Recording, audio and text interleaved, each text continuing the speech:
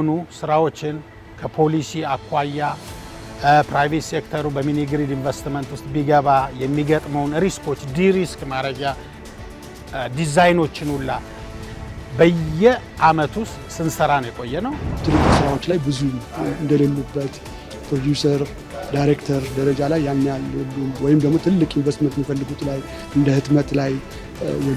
የሚገቡት ብዙ ናቸው፣ ግን ወደ ላይ የሚያድጉት በአብዛኛው አይደሉም፣ ብዙዎቹ አይደሉም። ትራምፕ ስምምነቱ 100% የተያዘ መሆኑንና ኢራን ይህንን ካላደረገች ስብሰባዎቹን ወዲያውኑ እንደሚሰርዙ አስጠንቅቀዋል። ነገር ግን ተቆጣጣሪዎቹ መቼ ወደ ስፍራው እንደሚሄዱ የተወሰነ የጊዜ ሰሌዳን ከመስጠት ተቆጥበዋል። የዓለም አቀፉ የአቶሚክ ኤነርጂ ኤጀንሲ ዋና ዳይሬክተር ራፋኤል ግሮሲ በበኩላቸው የኤጀንሲው ተቆጣጣሪዎች የኢራንን የኒውክሌር ጣቢያዎች እንደሚጎበኙ ገልጸው መቼ ይሆናል የሚለውን ጉዳይ የሚያሳስብ አለመሆኑን ተናግረዋል። ጤና ይስጥልን የተወደዳችሁ ተመልካቾቻችን፣ ከሀገሬ ቴሌቪዥን ዕለታዊ ዜናዎችን ይዘን ቀርበናል። በዛሬው የዜና መሰናዷችን ከሀገር ውስጥ እንዲሁም ከውጭ ያዝናቸውን በርካታ መረጃዎች አካተናል። አብራችሁ እንድትቆዩ አክብሮታዊ ግብዣችን ነው። እሱ ባለው ጋሻው እስከ ዜናው ፍጻሜ ድረስ አብራችሁ ቆይታ አድርጋለሁ። አብራችሁን ሁኑ። ቀዳሚ ወደምናደርገው ዜና እናልፋለን። ኢትዮጵያ አነስተኛ ኃይል መረብ ወይም ሚኒ ግሪድ በመባል የሚጠሩትን የኤሌክትሪክ ኃይል መሰረተ ልማቶች በማልማት ረገድ ውጤታማ ስራዎችን እያከናወነች መሆኗ ተገለጸ። በዘርፉ ባለው እምቅ አቅም ልክ ከመጠቀም አንጻር የግል ባለሀብቶች ተሳትፎ ወሳኝ መሆኑን የዘርፉ ባለሙያዎች ጠቁመዋል። ደምሶሽ ፈራው ከዋናው ብሔራዊ የኤሌክትሪክ መስመር ጋር ሳይገናኝ በራሱ የኃይል ምንጭ ማለትም ከፀሐይ ብርሃን፣ ውሃ ወይንም ከነፋስ ኤሌክትሪክ አመንጭቶ ለአንድ አካባቢ ማህበረሰብ የሚያከፋፍል አነስተኛ የኃይል መረብ ወይንም ሚኒ ግሪድ በመባል ይጠራሉ። ኢትዮጵያም በዚህ ዘርፍ ሰፊ የሆነ የታዳሽ ኃይል አቅም ያላት ሲሆን ባለው አቅም ልክ ጥቅም ላይ ለማዋል የግል ባለሀብቶች ተሳትፎ ወሳኝ መሆኑን የዘርፉ ባለሙያዎች ያስረዳሉ። የአፍሪካ የዩቲሊቲ ተቆጣጣሪዎች ፎረም የፕሮጀክት አስተባባሪ ሳሙኤል ቡንያ ለጣቢያችን እንደገለጹት ኢትዮጵያ በአህጉሪቱ በሚኒ ግሪድ ዘርፍ ትልቅ የማደግ አቅም ያላት ሀገር ብትሆንም የግል ባለሀብቶች በስፋት እንዲሳተፉ የታሪፍ አወሳሰንና ስሌት ላይ ግልጽነት ሊሰፍን ይገባል። ደንቦችና የታሪፍ አወሳሰን ግልጽ ከሆኑ የግል ባለሀብቶች ኢንቨስት ለማድረግ ዝግጁ መሆናቸውንም ጠቅሰዋል። በኢትዮጵያ የግል ባለሀብቶች እንዲሰማሩ ከፍተኛ ፍላጎት ያለ ቢሆንም እስካሁን በበቂ ሁኔታ ወደ ሀገሪቱ ለመግባታቸው ግን እንደ ትልቅ ፈተና ይታያል። በመሆኑም ባለሀብቶች የሀገሪቱ ቀጣይ አቅጣጫ ምን ሊሆን እንደሚችልና ምን አዳዲስ እቅዶች እንዳሉ በመጠባበቅ ላይ ይገኛሉ። ኢትዮጵያ በርካታ አዳዲስ የሪፎርም ስራዎችን እያከናወነች መሆኑን እናውቃለሁ። ይህም ለሀገር ውስጥ የግል ባለሀብቶች ቀድመው ወደ ስራ እንዲገቡ መልካም አጋጣሚን ይፈጥራል። እነዚህ የሀገር ውስጥ ባለሀብቶች አንዴ ስራ ከጀመሩ ደግሞ ሌሎች ግዙፍ ዓለም አቀፍ ኩባንያዎች ወደ ሀገሪቱ መግባታቸው አይቀሬ ነው። የግል ባለሀብቶች ተሳትፎና አነስተኛ የኃይል መረቦች ወሳኝ መፍትሄዎች ናቸው። በመሆኑም የአሰራር መመሪያዎችና የታሪፍ አወሳሰን ስርዓት ግልጽ እስኪሆን ድረስ የግል ባለሀብቶች በአፍሪካ ኢንቨስት ለማድረግ ዝግጁ ናቸው። በመንግስት በኩል የግል ዘርፉን ስጋት ለመቀነስና ኢንቨስትመንቱን ለማበረታታት የሚያስችሉ አሰራሮች እየተዘጋጁ እንደሚገኙ የገለጹት ደግሞ በውሃና ኢነርጂ ሚኒስቴር የአፍሪካ ሚኒ ግሪድ ፕሮግራም ስራ አስኪያጅ አቶ ይመስላል ተፈራ ናቸው። በዚህ አሰራር መሰረት ዘርፉ ከመንግስት ባለቤትነት ወጥቶ ወደ ህብረት ስራ ማህበራት አቅርቦት ሞዴል እየተቀየረ መሆኑን የጠቀሱት ስራ አስኪያጁ የፋይናንስ ተቋማትም በዚህ ዘርፍ ለሚሰማሩ የግል ባለሀብቶች ብድር እንዲያመቻቹ የማድረግ ስራዎች እየተሰሩ እንደሚገኙ አክለዋል። ኢኔብሊንግ የሆኑ ስራዎችን ከፖሊሲ አኳያ ፕራይቬት ሴክተሩ በሚኒ ግሪድ ኢንቨስትመንት ውስጥ ቢገባ የሚገጥመውን ሪስኮች ዲሪስክ ማድረጊያ ዲዛይኖችን ሁላ በየአመቱ ስንሰራ ነው የቆየ ነው። ከፋይናንሻል ተቋማት ጋር እኚህ ኮሜርሻል ባንኮች፣ ፕራይቬትም የገቨርንመንት ባንኮች ለፕራይቬት ሴክተሩ በሚኒ ግሪድ ኢንቨስትመንት ብድር እንዲያመቻቹና ይሄም አዋጭ የሆነ የኢንቨስትመንት ኤሪያ ሆኖ ይዘውት እንዲሄዱ ተከታታይ የሆነ ስልጠና ለባንኮችም ሰጥተናል። በኢትዮጵያ 96 በመቶ የሚሆነው የኤሌክትሪክ አቅርቦት የሚገኘው ከውሃ ኢነርጂ እንደሆነ የውሃና ኢነርጂ ሚኒስቴር መረጃ ያሳያል። ይህንንም ከማሻሻል አኳያ በአሁኑ ወቅት የፀሐይ አማራጭን ለማስፋት ትኩረት መሰጠቱን ሚኒስቴሩ ገልጿል። እስካሁን ባለው ሂደትም በየዓመቱ ከ300,000 በላይ የቤተሰብ ሶላር ቴክኖሎጂዎች በግሉ ዘርፍ አማካኝነት ለህብረተሰቡ እየቀረበ መሆኑን በሚኒስቴሩ የገጠር ኢነርጂ ቴክኖሎጂ ልማትና ሽግግር ስራ አስፈጻሚ አቶ ዳዊት ኃይሌ ገልጸዋል። የሶላር አነስተኛ ኤሌክትሪክ ማመንጫዎች ሚኒ ግሪዶች በሀገራችን በተለያዩ ቦታዎች ላይ እየተሞከሩ ይገኛሉ። ከነሱ በተጨማሪ ደግሞ እነዚህ የቤተሰብ ሶላር ኤነርጂ ቴክኖሎጂዎች የቤተሰብ እንግዲህ ሲባል የተለያየ አቅም ያላቸው ማለት ነው። የተለያየ ዋት ያላቸው እና አነስተኛ ደግሞ እንደ ማሾ ያሉ የሶላር ቴክኖሎጂዎችን በግሉ ዘርፍ አማካኝነት እየተሰራጩ ነው የሚገኙት። በአመት ቢያንስ በገጠሩ አካባቢ በተለይ ከዋና ኤሌክትሪክ መስመር ኤሌክትሪክ የማያገኙ አካባቢዎች በግሉ ዘርፍ አማካኝነት የሶላር ማሾ የቤተሰብ ሶላር ከ300,000 በላይ እየተሰራጨ ነው የሚገኘው። መንግስት ይህንን አማራጭ ለማስፋት ከፍተኛ ጥረት እያደረገ መሆኑ የተገለጸ ሲሆን ባለሀብቶችን በስፋት ወደ ዘርፉ ለማስገባት የታሪፍ አወሳሰን ግልጽነትና የኢንቨስትመንት ስጋቶችን መቀነስ ቀዳሚ ተግባር ሊሆን እንደሚገባም ተመላክቷል። የስነ ጥበብ ዘርፍ ላይ ሴቶችን የተመለከተ የፖሊሲ ለውጥ እንደሚያስፈልግ ተገለጸ።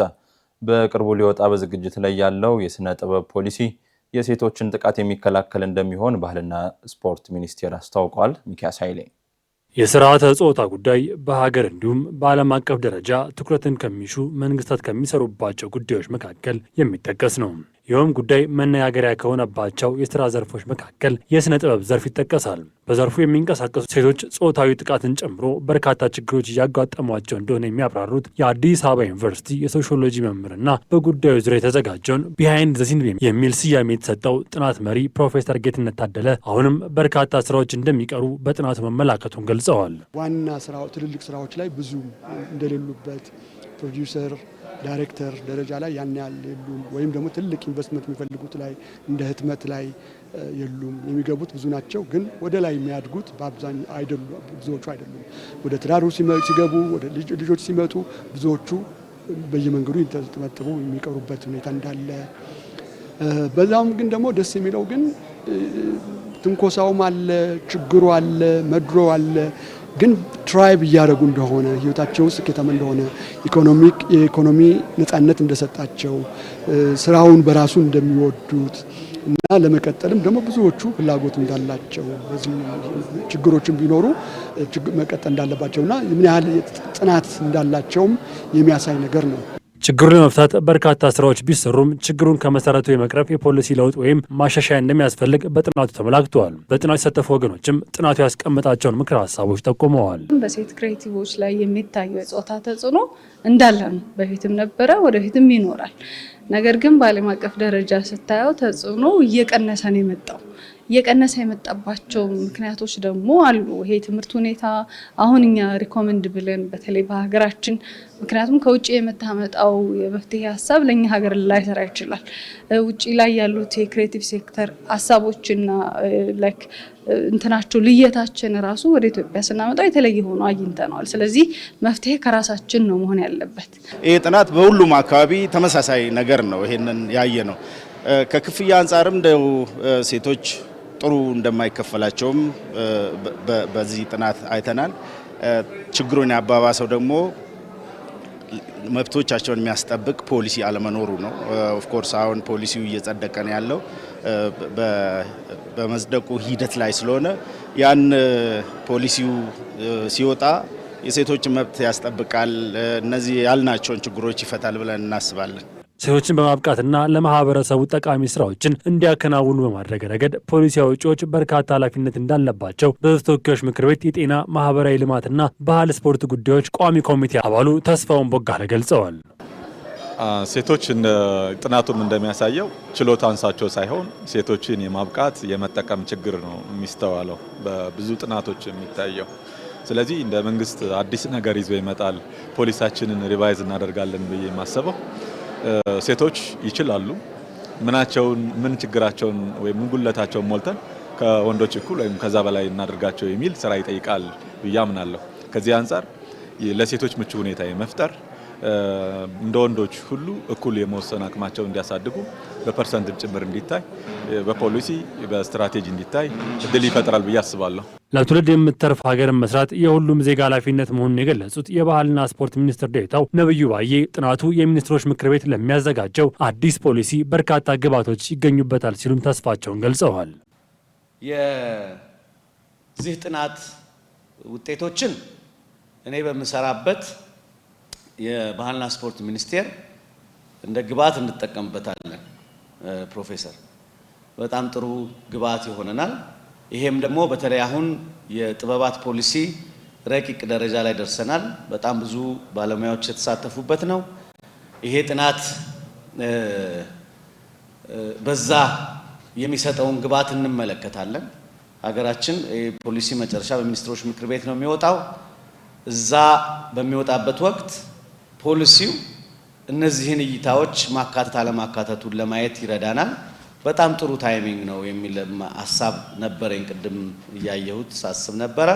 እንጠቀምበታለን። ሴቶች በስነ ጥበብ ዘርፍ የሚገጥማቸውን ችግሮች አለመፍታት በዘርፉ የፈጠራ ስራዎች የመቀዛቀዝ ላይ የራሱ የሆነ አስተዋጽኦ እንደሚኖረው በመድረኩም ተገልጿል።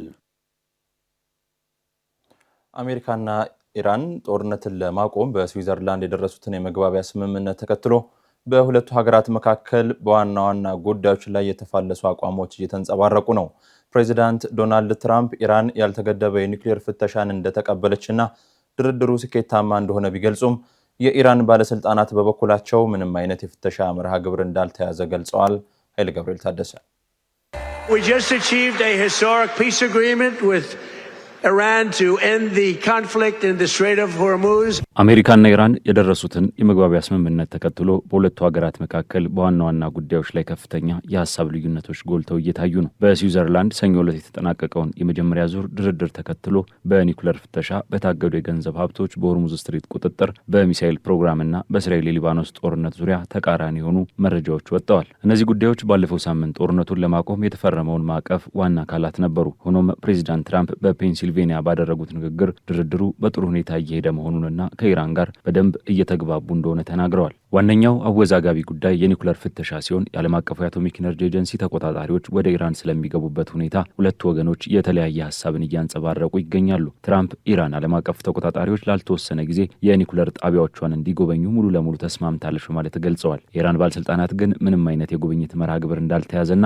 በስዊዘርላንዱ ድርድርም በኒኩለር ፕሮግራማቸው ላይ ምንም አይነት ቃል እንዳልገቡ በመግለጽ አስተባብለዋል። የኢራን ውጭ ጉዳይ ሚኒስቴር ቃል አቀባይ እስማኤል ባጋይ እንዳሉት ኢራን ከኤጀንሲው ዋና ዳይሬክተር ራፋኤል ግሮሲ ጋር አልተገናኘችም። ለፍተሻም ግልጽ የሆነ የጊዜ ሰሌዳ የላትም። የኢራን ባለስልጣናት ኤጀንሲው ከእስራኤል ጋር ይተባበራል በሚል ክስ ባለፈው ዓመት በተካሄደ የ12 ቀናት ጦርነት ወቅት ለደህንነት ሲባል ሀገሪቱን ለቆ እንዲወጣ ማድረጋቸውን አስታውሰው በአሁኑ ሰዓት ተቆጣጣሪዎችን የመጋበዝ እቅድ እንደሌላቸው፣ ነገር ግን ለወደፊት ይህ ሊሆን የሚችልበት እድል ውድቅ እንደማያደርጉ ተናግረዋል። ትራምፕ በበኩላቸው የኢራንን ማስተባበያ ውድቅ በማድረግ ተሳስተዋል፣ እንደተሳሳቱም ያውቃሉ ብለዋል። ትራምፕ ስምምነቱ 100% የተያዘ መሆኑንና ኢራን ይህንን ካላደረገች ስብሰባዎቹን ወዲያውኑ እንደሚሰርዙ አስጠንቅቀዋል። ነገር ግን ተቆጣጣሪዎቹ መቼ ወደ ስፍራው እንደሚሄዱ የተወሰነ የጊዜ ሰሌዳን ከመስጠት ተቆጥበዋል። የዓለም አቀፉ የአቶሚክ ኢነርጂ ኤጀንሲ ዋና ዳይሬክተር ራፋኤል ግሮሲ በበኩላቸው የኤጀንሲው ተቆጣጣሪዎች የኢራንን የኒኩለር ጣቢያዎች እንደሚጎበኙ ገልጸው መቼ ይሆናል የሚለውን ጉዳይ የሚያሳስብ አለመሆኑን ተናግረዋል። ይሁን እንጂ ኤጀንሲው በሰኔ ወር መጀመሪያ ላይ የቡሻር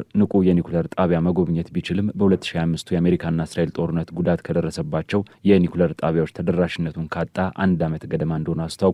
በተለይም አሜሪካ በከፍተኛ ሁኔታ በደበደበቻቸው ናታንዝ፣ ፎርዶ እና ኢስፋን በተባሉ ጣቢያዎች ያለው ሁኔታ ግልጽ ባለመሆኑ ከፍተኛ ቴክኒካዊና የሎጂስቲክስ ፈተናዎች እንደሚኖሩ ይጠበቃል። የኢራኑ ፕሬዚዳንት መሱድ ፔዚሽኪያን በፓኪስታን ጉብኝታቸው ወቅት በሰጡት ጋዜጣዊ መግለጫ የሀገራቸው የሚሳኤል ፕሮግራም ከአሜሪካ ጋር በተደረገ ስምምነት ውስጥ እንዳልተካተተና ወደፊትም እንደማይካተት አረጋግጠዋል። ሚሳኤሎቹ ለሀገራዊ መከላከያ እጅግ አስፈላጊ መሆናቸውን በመግለጽ እነዚህ ሚሳኤሎች ባይኖሩ ኑሮ እስራኤልና አሜሪካ ኢራንን ያወድሟት ነበር ብለዋል። ባለፈው ሳምንት አሜሪካ ይፋ ያደረገችው ባለ 14 ነጥብ የመግባቢያ ሰነድም ስለ ሚሳኤል ፕሮግራሙ ገደብ አያነሳም። ሰነዱ የሚያተኩረው የሆርሙዝ ስትሬትን መክፈት፣ የገንዘብ ማዕቀቦችን ማላላትና ስለ ኒኩለር ፕሮግራሙ የቴክኒክ ውይይት ማድረግ ላይ ሲሆን ከጦር መሳሪያ ጋር በተያያዘ የተቀመጠው ብቸኛ ገደብ ኢራን የኒኩለር መሳሪያ ላለማምረት የገባችው ቃል ነው። ትራምፕ ቀደም ሲል የኢራንን የሚሳኤል ፕሮግራም መገደብ ለወታደራዊ ዘመቻቸው ዋነኛ ምክንያት አድርገው ያቀረቡ የነበረ ቢሆንም በቡድን 7 ስብሰባ ላይ ግን ችግሩ ሚሳኤሎች አይደሉም በማለት አቋማቸውን ቀይረዋል። ሌላው የልዩነት ነጥብ በውጭ ሀገራት የታገዱ የኢራን ሀብቶች መለቀቅ የሚመለከት ነው። አሜሪካ ማዕቀቡን ለ60 ቀናት ለማንሳት ተስማምታ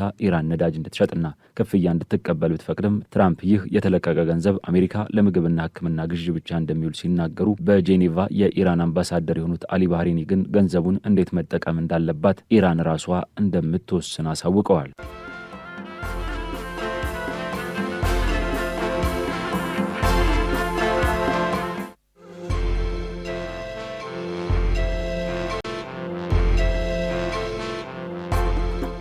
ተመልሰናል። የተወደዳችሁ ተመልካቾቻችን ወደ አጫጭር መረጃዎች እናልፋለን። አብራችሁን ቆዩ። በሳውዲ አረቢያ የፍርድ ሂደታቸው ተቋርጦ የምህረት አዋጅ ከተሰጣቸው ኢትዮጵያውያን መካከል 320ዎቹ ወደ ሀገራቸው መመለሳቸውን የውጭ ጉዳይ ሚኒስቴር አስታወቀ።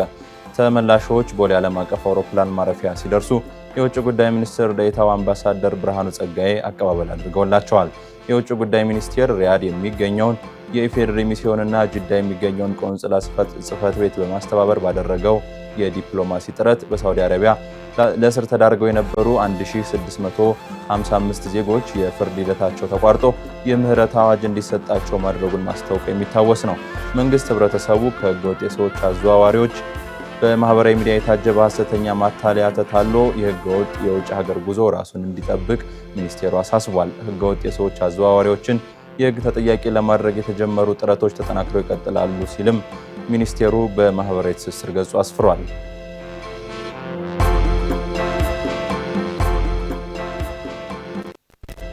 መረጃ የጤና ሉዓላዊነትን ለማረጋገጥ የሚያስችል መሳሪያ መሆኑን የጤና ሚኒስትሯ ዶክተር መቅደስ ዳባ ተናገሩ። ከማስረጃ ወደ ተግባር በመረጃ ላይ የተመሰረተ የጤና ስርዓትን መገንባት በሚል ርዕስ ሀገር አቀፍ ጉባኤ እየተካሄደ ይገኛል።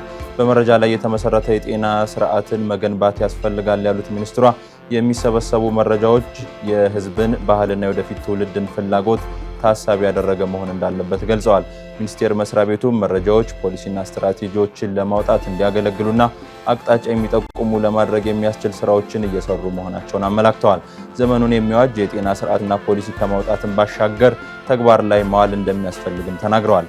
በጉባኤው ላይ የተገኙት የአፍሪካ በሽታ መከላከል ማዕከል ሲዲሲ ዋና ዳይሬክተር ዶክተር ጂን ካሲያ በበኩላቸው አፍሪካ ከጠቅላላ የሀገር ውስጥ ምርቷ ለምርምር 1% በጀት ልትመድብ እንደሚገባ አሳስበዋል።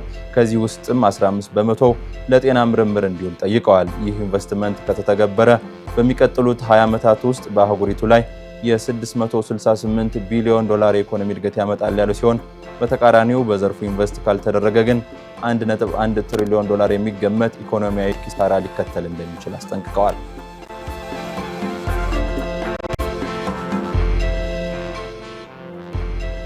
የዲጂታል መሰረተ ልማቶችን ማጠናከር ዘመኑ ለሚጠይቀው የፋይናንስ ስርዓት ውጤታማነትና አካታችነት ወሳኝ ድርሻ እንዳለው ተገለጸ።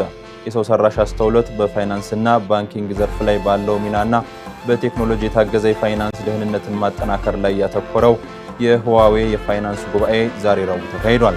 ኢትዮጵያ በሀገር በቀል የማክሮ ኢኮኖሚ ማሻሻያዎች እያደረገች ያለችው ለውጥ ትልቅ መሆኑን የገለጹት የኢትዮጵያ ብሔራዊ ባንክ ገዢ ከፍተኛ የቴክኖሎጂ አማካሪ ዶክተር ናኦል አዲሱ ሀገራዊ ፋይናንስ ምህዳሩን በዘመናዊ መልኩ ለማጠናከር እየተሰራ መሆኑን ጠቁመዋል።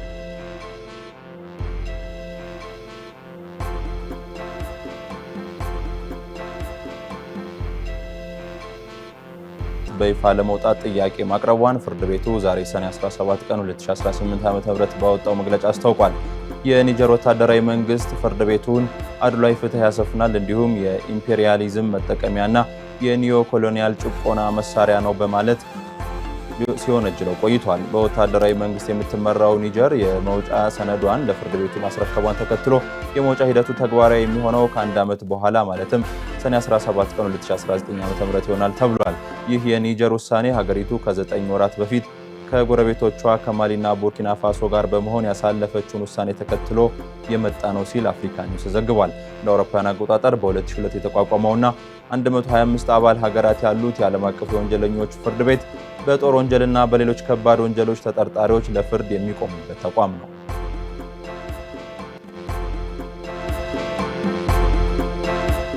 አውሮፓ በአህጉሪቱ ታሪክ ታይቶ በማይታወቅ አስከፊ የሙቀት ማዕበል እየተመታች እንደምትገኝ ተነግሯል። ዛሬ ረቡዕ ብቻ ከ94 ሚሊዮን በላይ አውሮፓውያን ከ35 ዲግሪ ሴንቲግሬድ በላይ የሆነ ከፍተኛ ሙቀት እያስተናገዱ መሆናቸው ተገልጿል። አውሮፓዊቷ ሀገር እንግሊዝ በታሪኳ ሁለተኛ የሆነውን ቀይ የሙቀት ማስጠንቀቂያ ያወጀች ሲሆን ከ1000 በላይ የሚጠጉ ትምህርት ቤቶቿን ለመዝጋት ተገድዳለች ተብሏል። ሁኔታው ከትምህርት ቤቶች ባሻገር በትራንስፖርትና ሌሎች አገልግሎቶች ላይ ከፍተኛ መስተጓጎል ፈጥሯል። ሌላኛው ሀገር ፈረንሳይ በኤሌክትሪክ መቆራረጥና በባቡር ሀዲድ ጉዳት ስትፈተን ጣሊያን በ16 ከተሞቿ ቀይ ማስጠንቀቂያ አውጃለች። የሙቀት ማዕበሉ ወደ ምስራቃዊ አውሮፓ እየተንቀሳቀሰ በመሆኑ በበርሊንና በፕራግ የሙቀት መጠኑ እስከ 40 ዲግሪ ይደርሳል ሲሉም የሜትሮሎጂ ባለሙያዎች ተንብየዋል። የዓለም ጤና ድርጅት ይህ ሁኔታ የሕዝብን ጤና አደጋ ላይ የጣለ መሆኑን ያስጠነቀቀ ሲሆን የየሀገራቱ መንግስታት ለዜጎች ጥንቃቄ እንዲያደርጉ መመሪያዎችን እያስተላለፉ ይገኛሉ ሲል ዘጋርዲያን ዘግቧል።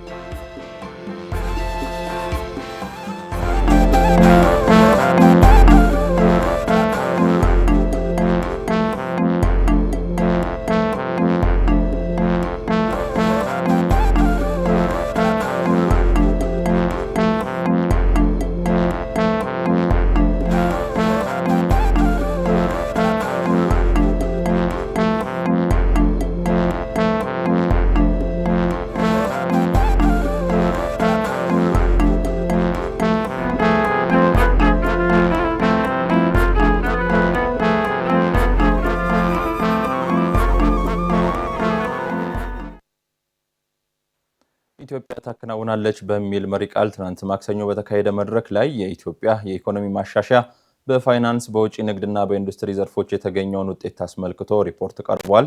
የብሔራዊ ባንክ ገዢው ዶክተር ኢዮብ ተካልኝ በጉዳዩ ዙሪያ ያቀረቡትን ሪፖርት የተከታተለው ሚካኤል ኃይሌ ተከታዩን አዘጋጅቷል።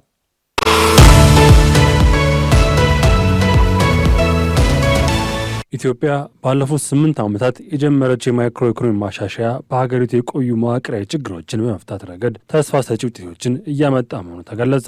የኢትዮጵያ ብሔራዊ ባንክ ገዢ ዶክተር ኢዮብ ተካልኝ ሪፎርሙ ሀገሪቱ የነበረባትን የዕዳ ጫናና የገቢ መዛባት ለመቅረፍ አልሞ የተጀመረ መሆኑን በማብራራት አሁን ላይ ተጨባጭ ለውጦች እየታዩ መሆኑን ገልጸዋል። ተከታታይ ትውልዶች ሀገሪቱን ለመለወጥ ከፍተኛ ጥረት ቢያደርጉም ዘላቂ የተረጋጋና ሁሉንም አሳታፊ የሆነ እድገት ማምጣት ግን ሳይሳካ ቀርቷል። ይህ ሊሆን ያልቻለው ደግሞ አስፈላጊው ጠንካራ ተቋማዊ ቅንጅትና ኢኮኖሚያዊ ውህደት ስላልነበረ ነው። ለዚህም ነው በፖለቲካዊ ማህበራዊና ኢኮኖሚያዊ ዘርፎች ላይ አጠቃላይ ማሻሻያ ማድረግ እጅግ አስፈላጊ ሆነው። በመሆኑም እንደ አውሮፓውያን አቆጣጠር በ2008 የለውጡ መንግስት ከቀድሞ አሰራር በመውጣት የጃፓንን ኢኮኖሚ አቅጣጫ የሚያስይዝ መሰረታዊ የፖሊሲ ለውጥ አድርጓል። ጥቂቶቹን አዳዲስ ለውጦች ላብራራላችሁ። ነው አካሄድ ተግባራዊ ከሁኔታዎች ጋር የሚላመድና ነገሮችን ለመረዳት የተደረገ ከፍተኛ ጥረት ነበር።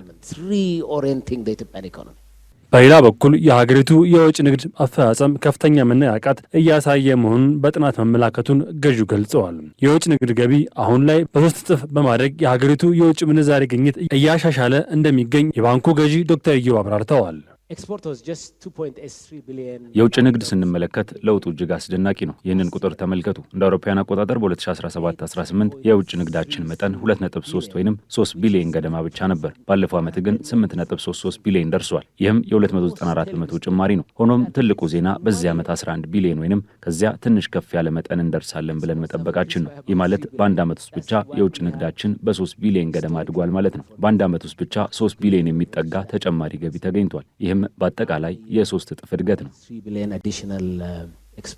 ኢትዮጵያ ታከናውናለች በሚል መሪ ቃል በተደረገው መድረክ ላይ የኢትዮጵያ ኢኮኖሚ ማሻሻያ በፋይናንስ በውጭ ንግድና በኢንዱስትሪ ዘርፎች ያመጣውን ሀገራዊ ለውጥ በስፋት ተገልጾበታል።